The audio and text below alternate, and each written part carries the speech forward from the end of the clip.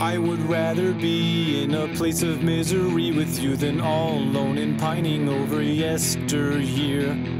Do you remember when they detained us at immigration? You were holding my hand tight, so tightly. And when they... Hello there, we are Darn It All, and our saga began a few hundred years ago, back in Ukraine.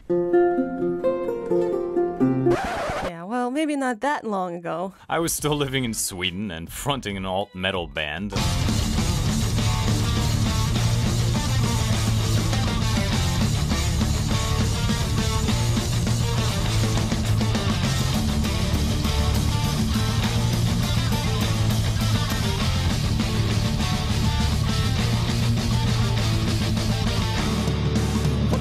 They weren't the most motivated chaps in the world, so I would end up having to do a lot of tours on my own as a solo artist. I found one of his videos on YouTube, and frankly speaking, I couldn't stop drooling over it. He had so much charisma in front of camera. I was doing 5 dates in Ukraine. So I found out that he's gonna perform at this place called Whacky, downtown Kiev, where I'm from. I'd never been much of a drinker, but I'd always get a handful of free drink tickets for playing the show. So I would bring audience members up on stage and humiliate them in a contest to win free drink tickets. The audiences loved it. So he comes running into the crowd, grabs me by the hand, and drags me up on stage. She was the cutest girl in the room. Why wouldn't I want to pick her and bring her up on stage with me? Yeah, what Andy didn't know at the time, though, that I wasn't really a drinker, and I was also afraid of people. Yeah, she had horrible stage fright. Yeah. Turns out, I had this yodeling song I was playing at the time.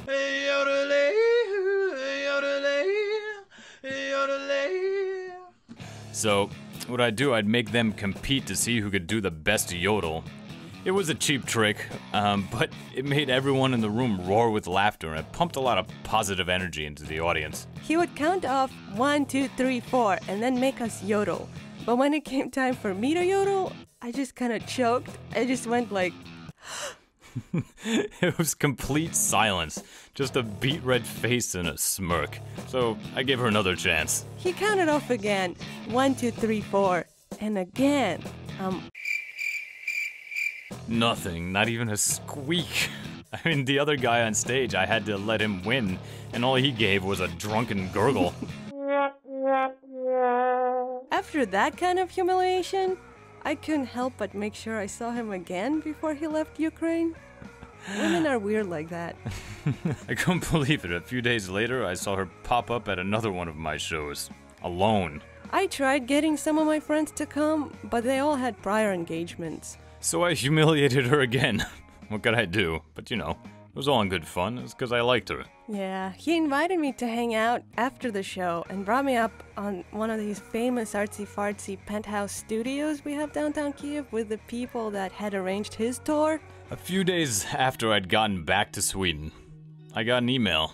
It was so embarrassing. I didn't want him to think I was a psycho stalker. We kept in touch for like 15 months until I was finally able to find plane tickets cheap enough to fly back to Ukraine. I used to set my status to offline at my Gmail account and watch to see when he was online. Maybe I was a psycho stalker. She was my biggest fan. I mean, if you looked at her Last FM playlist, she had been listening to my songs thousands of times. I don't know where she found the time in her life, but I was glad she did. I mean, she would ask me about everything, all my lyrics, and it was very flattering. I really wanted to know everything about him. I guess I was obsessed a little bit, huh? Well, I'm glad you were. I mean, she had such an innocence about her. It was like her personality was made out of this poetry, and I was going through some really rough times with my health and living situation at the time, and she was like my rock, the one person I could rely on to be consistent. I had to get back to Ukraine to see her. So he came back to Ukraine, and I kind of panicked. She was acting really strange. I don't think she ever expected me to actually come back. You gotta understand, all my friends told me I was stupid to wait for him. They said, oh, he's got girls like you in every country.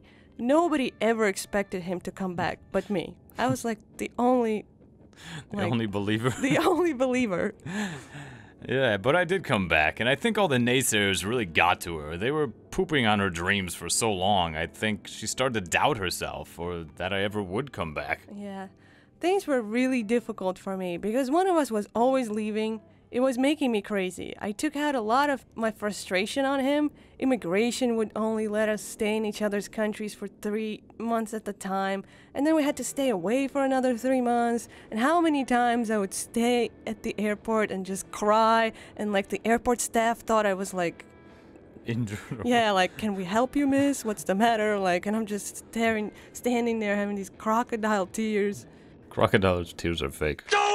Well, big tears falling down my cheeks. Plane tickets under $100 were getting harder and harder to find, and as it was, I would need to fast for a week just to save up the money for that. Ugh, that's horrible. It was so stressful being apart. We finally decided that we were just gonna live in countries that would have both of us. My bandmates back in Sweden were proving to be more and more irresponsible, so I didn't really have much to lose. And what I discovered was that a Ukrainian passport that I have was the 3rd worst in the world when it comes to traveling. So that made our lives very easy. Cue sarcasm, yeah. And the Swedish passport was actually number 1, so that was cool. Cue claps. Yeah. Alright, the first place we ended up was Turkey, with less than $100 to our names and con artists following us around all the time. I guess because I'm blonde too, that didn't help, I don't know. Trying to siphon the last pennies out of us. And that's where I got amoebic dysentery for the very first time. I was 100% convinced that he was gonna die. His fever was 105, he was shivering on the bathroom floor all day long, and we had no money for medical attention. I lost about 25 pounds in 10 days. After that, we decided to try living in a post-Soviet semi-country called Transnistria.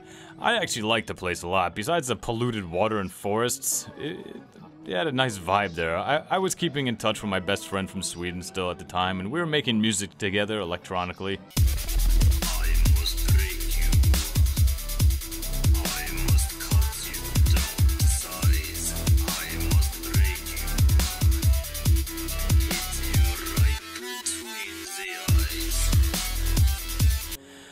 And I was also making money from tutoring online and self-publishing books on Amazon. There were so many times we were stuck someplace with no place to live, no internet connection, and no money. I don't know how we ever survived, but here we are.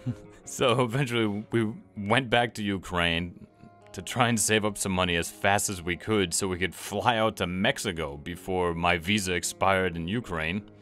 And then we could relax for 6 months, so we thought. Yeah, Mexico was a big step for us. We were supposed to be couch surfing in Yucatan, it's in the south of Mexico, but that fell through, as it always does with us. And we ended up living in Nezahualcóyotl outside of Mexico City, right on the edge of Bordo Poniente, which turned out to be the biggest landfill of all time, supposedly. There was literally a river of sewage running through our neighborhood. We took our nature hikes, quote unquote, through mountains and valleys of trash stacked high above our heads, like mountains, with this river of sewage running through the middle. But the people there were great, and they all seemed happy too. Yeah, and healthy. And we're the only güeros in town, but somehow we fit right in. People were always very smiley and happy to talk with us, give us food. It was a nice feeling. And there was this giant farmers market on Tuesdays there. It was impossible to spend more than $15 at a time there. Our fingers would be bleeding from carrying home so many bags of fresh fruit and vegetables. Can you imagine 4 pounds of oranges for 50 cents? Yeah. And the internet connection was great there, and Andy was finally starting to make some decent money. I wrote my first novel there, published a couple non-fiction books, and released 4 new albums independently. Some of the music was quite odd, admittedly.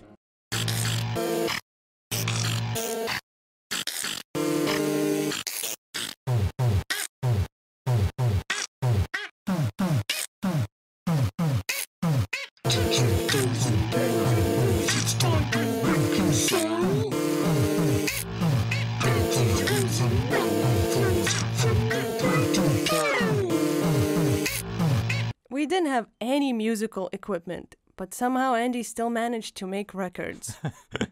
Yeah, we were getting by, but still didn't have enough money for any musical equipment. So all I had was the microphone in my laptop to work with. So I decided to make a couple albums using only the sound of my voice to imitate drums and other instruments.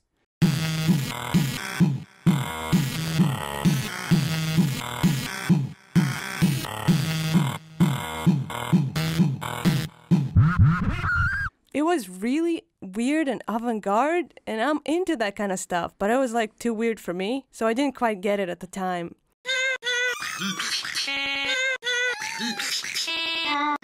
But now I absolutely love going back and listening to those albums. I think it was some of my finest work, not necessarily because it was commercially viable, only because it was all my raw creativity pouring out uncensored. Smile for the camera. My white teeth will damage you. After that, Andy borrowed a guitar and put together a couple old-time country records. Oh, when your face looks like a map of Kentucky, and your voice sounds like a dinosaur, and the children all run from you screaming, and the mirror is something you abhor.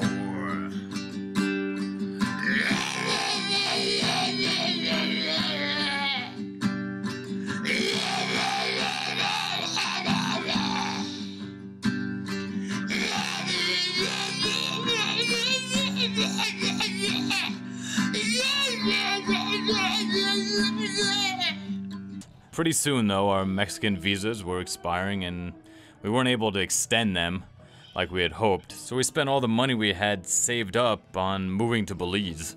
There was a lot about Belize that we loved, but Andy couldn't make any money there because the internet connection sucked. Yeah, Belize could have been great for us, but the sandflies and other bugs just ate me alive. I don't know what it was, I hardly ever got bitten, but Andy was always covered head to toe in swollen red infected bites. I don't know, maybe he's just tastier than me? Not to mention, I never slept because all our neighbors had dogs tied up in the alley who never stopped barking. So, on the recommendation of a friend, we fled to Guatemala, which was a big mistake. We're not saying Guatemala was a bad place, but we just could not make it work for us. I mean, business was going a little better since we had a decent internet connection, but I was bedridden with amoebic dysentery for 2 out of the 6 months we were there. Yeah, and the noise and air pollution was impossible to deal with. Our house was always vibrating and full of black diesel smoke from trucks and buses passing by. On the street that they weren't even supposed to drive on that street. We just wanted to go back to Mexico. It was really the only place that we felt kind of at home. Yeah. We were also thinking about getting long-term visas into the USA or Canada, so we didn't have to keep moving all the time. And the 25-year-old sedan we bought in Belize was on its last legs. But we're gonna try and drive it to the north of Mexico anyhow. Only this time, we didn't want to live in a landfill. We want to have some space. So we found this place to rent online. It was dirt cheap for a great ranch up in Baja Norte, an hour away from the US border. And that meant Andy could start looking for work in the US. So we packed up our little car and drove to the border. That's where they rejected Tara. Yeah, as they always do for some reason. Because of your wonderful passport. Yeah. Belize rejected me, Mexico rejected me. Then our car died at the border, actually in between the Mexico and Guatemala, and it wouldn't start at all. So we're stuck, me with a rejected passport, the car dead. Also rejected because its registration was past due like a year or over a year. And we have no status. So we had to push our car all the way back over the bridge to Guatemala, where the border was now closed. We had to bribe the night watchman to let us back into Guatemala. And Tara was so stressed out that she started vomiting and attracted the attention of the police. At this point, we were no longer legal in Guatemala, although they never noticed. I don't know how Andy stayed so calm. We slept on the side of a jungle highway until morning when we found a really weird shady mechanic to help us. Yeah, there were cars driving by all night, giant trucks, like ready to crash into us, it felt like, on the skinny little highway.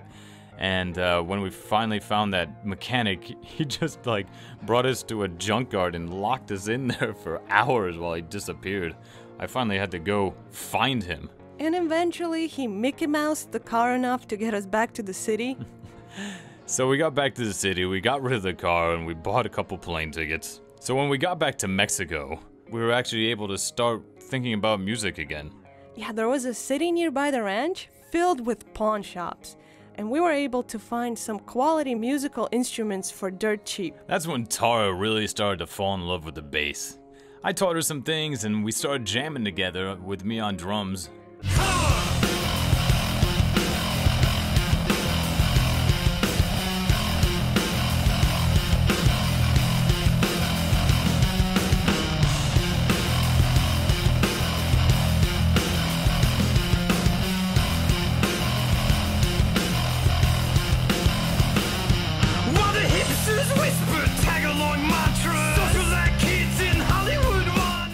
Played some bandura as a kid. That's a Ukrainian national instrument. But I never dreamed that I'd be able to play in a rock band. But Andy always believed in me. She was such a pain in the ass. All she ever did was talk about how much she sucked from the very first day. I'm like, you've only been playing for 2 months. You sound incredible. Why do you think that you should be playing as well as someone who's been playing for 20 years? I don't know. I have a tendency to set unrealistic expectations for myself. Her playing was getting tighter, and I recorded some stuff and sent it to my best friend in Sweden who plays guitar. He always wanted to come to LA. It was like a dream of his, so he decided to fly out and live with us on the ranch until we could immigrate Tara into the US. And then meanwhile, he and I were going to spend time going back and forth across the border to California, making contacts and networking. We were going to be a 3-piece, with Andy on drums and lead vocals. Everyone was really excited, but something strange happened when my friend came. Yeah, Andy drove to LA to pick him up from the airport. They spent a few days together in California before they headed down to Mexico. We were really happy to see each other and hang out after all that time had passed. He was feeling on top of the world for a while, but then we crossed the border into Mexico and he just kind of snapped. He started having panic attacks, hyperventilating, and talking about how bad he wanted to go back to Sweden. I was really heartbroken. He was my best friend at the time, and I had been looking forward to him coming for so long. We kind of planned everything around him and the band we were going to have. And business was not going well at all on the ranch. We couldn't get an internet connection, and we had to do all our work out of coffee shops with super slow Wi-Fi connection that was always being interrupted. We did find a third member of our family down there, though. Oh yes, our irritatingly adorable red golden retriever. Yeah, all she needed was a rabies shot to get into the US. Meanwhile, I needed 100 pages of paperwork and a few $1,000s to just cross the border. That didn't even guarantee a green card or anything, just to cross the border. Yeah, and it took many months of hard work to get her paperwork in order, including a drive across Mexico to Juarez, but we finally got her here to the US. Yeah, we eloped as soon as we got across the border. Yeah, no families. No friends.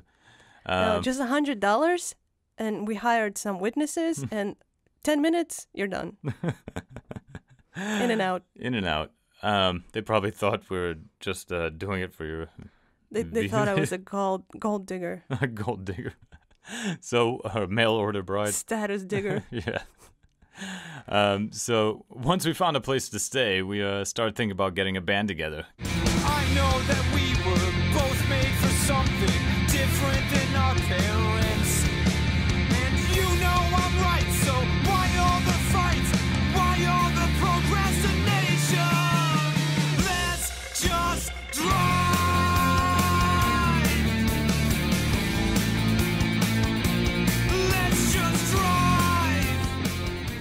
Andy has written so many incredible songs over the years, and he never gets writer's block. That was the main reason I fell in love with him, because of the artist that he is. I just couldn't stand to see him not doing music. He's such a natural, especially on stage. Yeah, it was like the longer and longer I went without doing music, the more irritable she would get all the time. Yeah, I would just get bitchier and bitchier, So, the more normal he'd get. quote unquote. Yeah, and it's not like I ever get hired at normal jobs. I mean, people never want to give me normal jobs. I can't tell you how many hundreds of applications I've filled out over the years to no avail. But as soon as he steps on stage, everyone's blown away. Yeah, Tara has been very adamant about reminding me of who I am exactly and my place in the world. I just want a chance to work hard to provide for her, our dog, and our future family. Andy is a workaholic, though. He's always on. He's always stressed out. I'm always yelling at him to take a break and relax and watch a movie with me or something. Yeah, and I've been learning the hard way that life will kick your ass if you're not doing exactly what you were put here to do. I am certain Andy was put on this earth to be an artist. There's nothing else he can do. He's an artist. That's it. I mean, if he's not being an artist, he's just going against himself. And the more time we spend together, the more I realize that Tara's destiny is also to be an artist, and so we're doing it together now. It's like God gives you these talents, and if you're not making the most out of them, it's like spitting right in the face of the universe. Yeah, and I think crowdfunding is a way for born artists to start building a career doing what they were meant to do. Yeah, because before crowdfunding, you either had to be rich, connected, or just plain lucky to establish a career as an artist. I think times might be changing, though, and if Darn It All succeeds in this crowdfunding campaign, it will restore my faith. It's really sad when you think about it. So many artists end up killing themselves or destroying their lives because they were never given an opportunity to work hard at the only thing they were great at. Yeah, you think about all that great music and art that has gone unheard because of lack of startup capital. It's really lame. I mean, before crowdfunding, music lovers were forced to settle for whatever the rich, the connected, and the lucky exposed them to. No, you guys really do make the biggest difference, whether you realize it or not, in changing the entire artistic world for the better. And we as artists want to give back to you as much as we possibly can too, not just with our art, but with the rewards we offer on our campaign site. And just want to let you know, we're your humble servants. We are here to serve you and give you a better experience in life with our artwork. Even a few dollars can make a huge difference. And if you don't see a reward here that suits you, just write to us and we'll put that reward up there for you. Maybe even other people want the same reward. Thanks so much for listening to our story, and we hope to see you at our shows.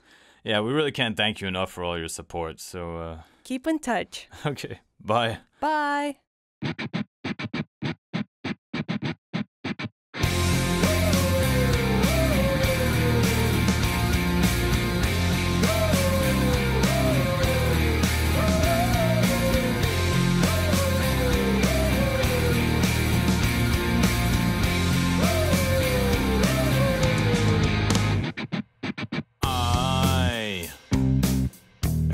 The crust along your